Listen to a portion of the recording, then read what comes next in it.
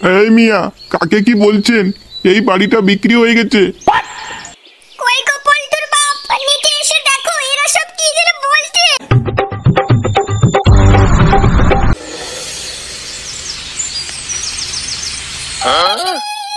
দেখো দেখো এরা কি সব উল্টো পাল্টা কথা বলছে। আচ্ছা, কি ব্যাপার বলুন তো? আপনারা পুলিশ বাহিনী নিয়ে আমার বাড়িতে কেন এসেছেন? দেখুন, এই বাড়িটা বিক্রি হয়ে গেছে। যত তাড়াতাড়ি হোক আপনারা এই বাড়িটা খালি করে দিন, না হলে আমরা আইনি ব্যবস্থা নিতে বাধ্য হব। এই মিয়া, বললেই হলো নাকি বিক্রি হয়ে গেছে? হ্যাঁ, আমি 3-4 দিন থেকে বাড়ির বাইরে বেরোয়নি। আমার জায়গা জমি কে বিক্রি করলো? আপনার বাড়ি মানে? এই বাড়ির মালিক যিনি ছিলেন সে তো মারা গেছেন। তার বদলে তার ছেলে গিয়ে আমার কাছে এই জমিটা বিক্রি করে এসেছেন। আপনি কে হলেন এই বাড়ির? কোথা থেকে এসেছেন আপনারা? হ্যাঁ, আপনাদের কি লজ্জা বলে কিছু নেই? দেখুন, ভালোই ভালোই বলছি, বেশি তর্ক না করে আমাদের জমিটা আপনারা ছেড়ে দিন। এই বাঞ্চুদরা, তোরা কুল্লার সাহেবে, হ্যাঁ, যে তোদের কথাতে আমি নিজের বাড়িটাকে ছেড়ে দিব? আপনার বাড়ি মানে? আমি তো কিছু বুঝতে পারছি না। আপনার নামটা একটু বলবেন দেখি। আমার নাম হচ্ছে নন্টু মন্ডল, আর এই পুরো জমিটা আমার নামে রয়েছে। আমার জমি আমি বিক্রি না করলে কি করে বিক্রি হবে বলুন তো? ওহো, আচ্ছা আচ্ছা, আপনার নাম নন্টু মন্ডল। হাই কপাল। দেখুন, আপনার ছেলে আপনাদেরকে ঠকিয়ে আমার কাছে এই পুরো জমিটা বিক্রি করেছে, বুঝতে পেরেছেন? কিচ্ছু করেন নেই, এই জমি ছাড়তেই হবে। হ্যাঁ, এ তো দেখছি খুব সাংঘাতিক ব্যাপার। বলুন তো, আমি বেঁচে রয়েছি, আমার মাটি আমার ছেলে বিক্রি করে দিল, এটা কি করে সম্ভব হলো বলুন তো? আমার সিগনেচার ছাড়া জমি কি করে বিক্রি হবে? এই অফিসার, বলুন বলুন, আমার স্বামী বেঁচে থাকতে আমাদের বাড়ি আমার ছেলে কি করে বিক্রি করতে পারে? আপনি জবাব দিন। আচ্ছা বেশ, তা না হয় বুঝলাম আপনার স্বামী বেঁচে আছে, কিন্তু যখন জমিটা বিক্রি হচ্ছিল তখন তো আপনার স্বামী বেঁচে ছিল না। আপনার ছেলে বলেছিল সাক্ষী সহ যে আমার বাবা 2 বছর আগে মারা গেছে। এই জন্যই আপনার ছেলের কাছ থেকে আমরা পুরো মাটিটা রেজিস্ট্রি করে নিয়েছি। এত কথা বলে কোনো লাভ নেই, আপনাদেরকে 2 দিনের মধ্যে বাড়িটা ছাড়তে হবে। বাড়ি ছাড়ছি না, বাড়ি ছাড়ছি। তোর মায়ের ভাতারের বাড়ি, তোর মায়ের ভাতারের বাড়ি, আমার নিজস্ব বাড়ি আমি ছাড়বো না। তুই আমার যা করতে পারিস করে নে। দেখুন, আপনি কিন্তু মুখের ভাষা ঠিক করুন, না হলে গাড়ি একটা লাত মেরে গানটা ভেঙে দিব। আচ্ছা ঠিক আছে অফিসার, আপনারা আসুন, আমি আমার ছেলের সঙ্গে কথা বলে আমি শীঘ্রই এই বাড়ি ছেড়ে দিব। আচ্ছা আচ্ছা ঠিক আছে, আমরা তাহলে আসলাম। আর আপনি যেভাবে বললেন সেভাবে যেন অবশ্যই কাজ হয়, না হলে আমরা জিসিবি দিয়ে এই বাড়ি ভেঙে উড়িয়ে দিব। ঠিক আছে অফিসার, আপনি কোনো চিন্তা করবেন না, আমি এই বাড়ি 2 দিনের মধ্যে ছেড়ে দিব। ঠিক আছে, আমরা তাহলে বেরোলাম, কথাগুলো যেন ঠিকঠাক মনে থাকে। এই অফিসার, চলো চলো। এই যে নন্টু মশাই, মনে রাখবেন আর মাত্র 2 দিন, না হলে গাড়ে লাত মেরে ফেলে দিব বাইরে। কি হলো গো, কি হলো গো? শেষ বয়সে এত বড় দুঃখ দেখতে হচ্ছে রে। আরো কত মানুষের ছেলে রয়েছে টাকা চুরি করে, পয়সা চুরি করে, আর আমার ছেলে আমার পুরো বাড়িটাকে বিক্রি করে দিয়েছে। কই গো, চলো উপরে চলো, ঘরে চলো। কি করবে আর? এই বাড়িটা ছেড়ে দিতে হবে। চলো ঘরে, না হয় চলো। ঠিক আছে গিন্নি, ওই সালা শুয়ারের বাচ্চা যখন আমার পুরো বাড়িটা বিক্রি করতে পারে, আমিও কিন্তু কম নয়, ওই বাইঞ্চতকে আমি মেরেই ফেলে দিব।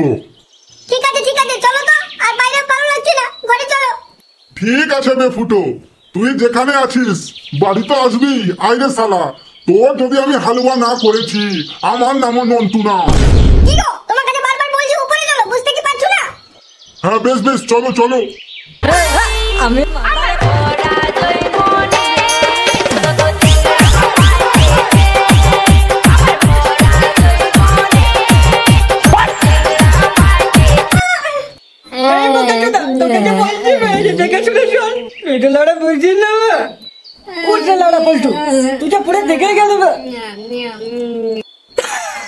কি রে শালা, এটা দেখছি আমার থেকে তোকে বেশি নেশা লেগে গেছে বে। কি বে পল্টু, তুই যে শুয়ে থেকে গেলি বে, উঠ না বে, উঠ।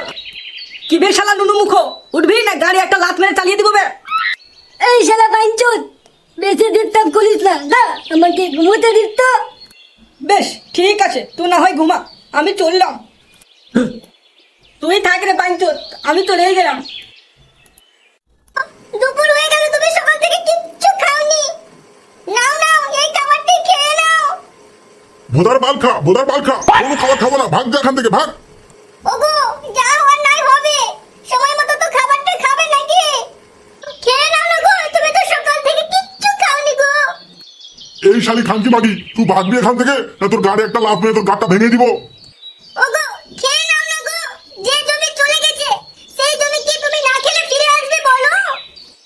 এই সুরের বাচ্চি, তোকে বারবার বলছি না বিরক্ত করবি না? বুঝতে পারছি নাকি তুই? তোর গাঁড়ে একটা এখন লাত মেরে দিব। ছি শালা ছি, হাই রে রে, শেষ পর্যন্ত আমি আমার বাপের ভিটার মাটিটা বিক্রি করে দিলাম রে। ছি ছি ছি, এটা আমার বড় ভুল হয়েছে। ঠিক আছে, যখন আমার দ্বারাই ভুল হয়েই গেছে তখন আমি এটাকে ঠিক করবই। আর দেরি নয়, একদম ডাইরেক্ট মাটির অফিসে। ছি শালা ছি, শেষ পর্যন্ত আমি আমাদের ভিটার মাটিটা বেচে দিলাম। ছি ছি ছি, না আর দেরি করলে চলবে না, ঝটপট মাটির অফিসে পৌঁছাইতে হবে। কি ব্যাপার ফুটো, তুই এখানে? কি হয়েছে? হঠাৎ আমার অফিসে কেন আসলি? আরো কোনো দলিল আছে নাকি রে? না না, দলিল তো আর নেই, তবে আমার ওই দেওয়া দলিলটা আমি ফেরত নিতে এসেছি। কি বললি? কোন দলিল ফেরত নিবি? ভাগ এখান থেকে। কোনো দলিল ফেরত হবে না, বুঝলি? যেটা বিক্রি হয়ে গেছে আর সেটা কোনদিন ফেরত তাই না রে। আরে কাকু, আর কি বলবো, আর দুঃখের শেষ নেই গো। বাবা যে সকাল থেকে একটা কোনো খাবার খায়নি গো। তা আমি কি করবো? তোর বাবা খায়নি, তোর বাবাকে গিয়ে খাওয়া যা। আমার কাছে কেন এসছিস? আরে কাকু, আপনাকে নিয়েই তো খেলাটা শুরু হয়েছে। আপনি না জমিটা নিতে, না এরকম হতো তো। ঠিক আছে ঠিক আছে, হয়েছে হয়েছে, এখন দেখি যা তো এখান থেকে। দেখুন, আপনার কাছে আমি দুটো হাত ধরে ভিক্ষা চাইছি, দয়া করে আমাদের মাটিটা আপনি আমাকে ফেরত দিন, না হলে আমার বাবা দুঃখে দুঃখে মারা যাবে। তা তোর বাবা মরবে, তাতে আমার কি? ও আচ্ছা, না না ঠিকই আছে ঠিকই আছে, আমার বাবা মরলে আপনার কি? না না ঠিকই কথা বলেছেন। হয়েছে হয়েছে, যা তো দেখি এখান থেকে। এই যে কাকু, ভালোই ভালো আমার দলিলটা আমাকে দিয়ে দেন। আর না দিলে কি করবি রে? হ্যাঁ এই ছোড়া, না দিলে কি করবি? এই শুয়োরের বাচ্চা, ভালোভাবে বলছি, আমার দলিল আমাকে ফেরত দিয়ে দে, নইলে কিন্তু তোকে অনেক পস্তাতে হবে বে। তুই আমার বাল ছিড়িস গা, ভাগ এখান থেকে। এই শালা টাকলা, এখনকার মতো তো যাচ্ছি বে, তোকে চ্যালেঞ্জ করে দিলাম, আজকের মধ্যে যদি আমার দলিল আমি ফেরত নিতে না পারি তাহলে এই দেশে আর বেঁচেই থাকবো না, তোকে কথা দিয়ে গেলাম। ঠিক আছে ঠিক আছে, যা যা। ভাষণ দিতে আসছে, দেখছি তুই কি করছিস আমার। তুই কি আর দেখবি রে শালা, তোকেই তো মেরে ফেলবো আগে, তুই আর কি দেখবি? শালা 2 টাকার ছেলে নয়, আমাকে নাকি মারবে? আসিস রে শালা, গাড়ে বড় একটা কান্নাওয়ালা বাঁশ ভরে টেনে দিবি।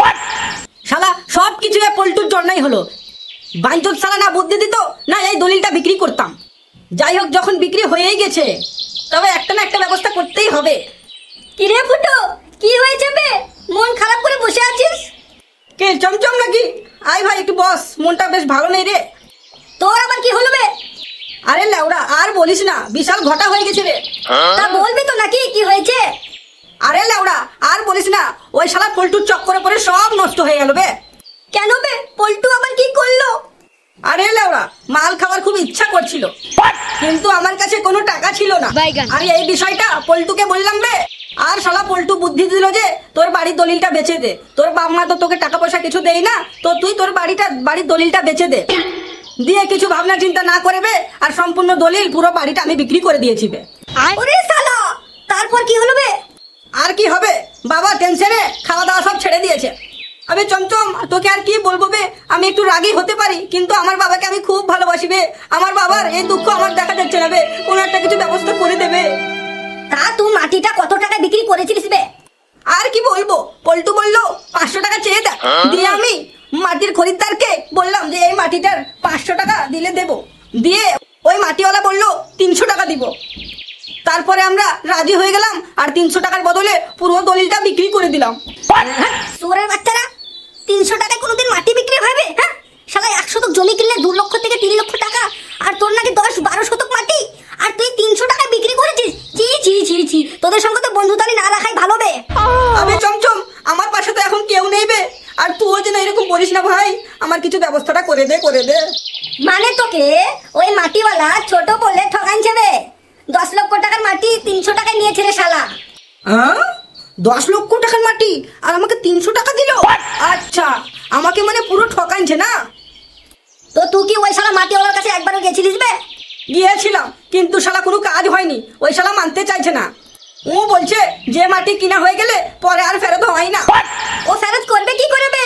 3 লক্ষ টাকা 10 লক্ষ টাকার মাটি যে 300 টাকায় পেয়েছে রে শালা, সোজা আঙুলে দিয়ে উঠবি না রে বুড়বাক, টাকা করতেই হবে। শোন, তোকে একটা বুদ্ধি দিচ্ছি আমি বুঝতে পারছিস তোরা কোন মাটিওয়ালার কাছে গিয়েছিলিস। তোরা ওই অবশ্যই পাশের মজুমদারের মাটিওয়ালার কাছে গিয়েছিলিস না? হ্যাঁ হ্যাঁ, একদম একদম। শোন ফুটো, তুই যার কাছে মাটি বিক্রি করেছিস কি না, হ্যাঁ হ্যাঁ, ও শালা রোজ এই রাস্তা দিয়ে বাড়ি যায় রে বোকাচোদা। সেই সময়টাই ঠিক সময় বে, তখনই ওই শালাকে ধরে আমাদের দলিল আমরা ছিনিয়ে নিয়ে নিব, বুঝলি? একদম ঠিক বলেছিস। এবার কি করবি রে শালা? কিন্তু চমচমবে, এই কাজে কিন্তু তোকে থাকতে হবে রে শালা। তুই না থাকলে কিন্তু হবে না। ঠিক আছে ঠিক আছে, তুই চিন্তা করিস না, আমি ঠিক পৌঁছে যাব। তো সন্ধ্যা 6টার দিকে এখানে চলে আসবি আর আমাকে একবার কল করে দিস। বেশ বেশ, আমি বেরোনোর 1 ঘন্টা আগেই